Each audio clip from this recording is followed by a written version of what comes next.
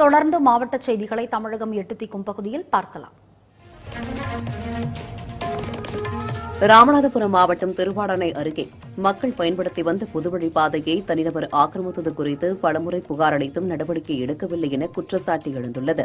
பேராவூர் பஞ்சாயத்தில் உள்ள 100க்கும் மேற்பட்ட குடும்பங்கள் கடந்த 25 ஆண்டுகளாக பயன்படுத்தி வந்த பொதுப்பாதையை 2 ஆண்டுகளுக்கு முன்பு தனிநபர்கள் ஆக்கிரமித்து அடைத்தனர். இதனால் அவசர தேவைக்கு ஆம்புலன்ஸ் வர வசதி இல்லாமலும் பேருந்து வர வழி இல்லாமலும் அப்பகுதி மக்கள் கடும் அவதியடைந்தனர். இதுகுறித்து மாவட்ட ஆட்சியரிடம் பலமுறை புகார் அளித்தும் நடவடிக்கை எடுக்கவில்லை என வேதனை தெரிவிக்கும் மக்கள் திமுக அரசை விமர்சித்து வருகின்றனர். ஒரு அதிகாரி கூட இந்த இடத்துல வந்து நாங்கள் என்னன்னு ஓட்டு கேட்க மட்டும் வந்துடுறாங்கண்ணே, ஓட்டு கேட்க மட்டும் வந்து நிற்கிறாங்க. ஒரு அதிகாரி இது வரைக்கும் எங்களுக்கு வரல. இந்த பாதையை அடைச்சி 2.5 வருஷம் ஆச்சு. 2.5 வருஷத்துல என்னாச்சு, ஏதாச்சும் பிரசன்ட் ரோட எங்களை வந்து என்னன்னு கேட்கல.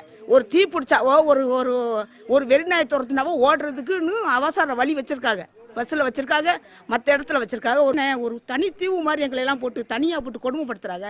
மனசால நாங்கள் ரொம்ப பாதிக்கப்பட்டிருக்கோம்.